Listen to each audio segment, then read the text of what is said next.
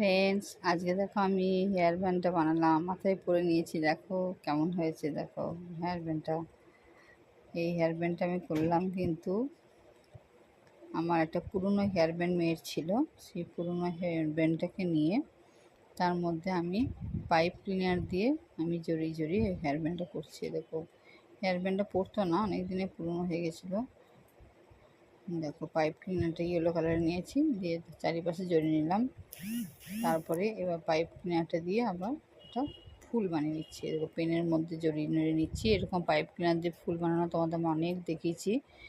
হ্যাঁ, আমার আগে যারা দেখোনি, আগে আমার ভিডিওগুলো যারা দেখোনি তারা একটু দেখে নিও। বিভিন্ন রকমের ফুল আমি বানানো দেখেছি এই পাইপ ক্লিনার দিয়ে। এই দেখো আজকে ওই বো টাইপের একটা বানাচ্ছি। এটা একটা হলো, আর একটা পাইপ ক্লিনার নিয়ে পেনের মধ্যে জড়িয়ে আর একটা বো টাইপের ফুল করে নিচ্ছি। এই দেখো এটাও হয়ে গেল। 3বার জড়ালাম, দুদিকে 3বার করে জড়ালাম, দুটোই সমান করছি। এবার দুটোকে নিয়ে একসাথে ভালো করে টাইট করে জড়িয়ে দিচ্ছি যাতে খুলে না যায়। এই দেখো টাইট করে জড়িয়ে দিচ্ছি। মিডিলে একটা ছোট্ট একটা পাথর বসিয়ে দিচ্ছি, ছোট্ট স্টোন একটা। এটা ছিল আমার একটা ছোটো স্টোন, একটু আটা দিয়ে বসিয়ে দিচ্ছি। এই দেখো লাল রঙের ছোট্ট একটা স্টোন বসিয়ে দিলাম।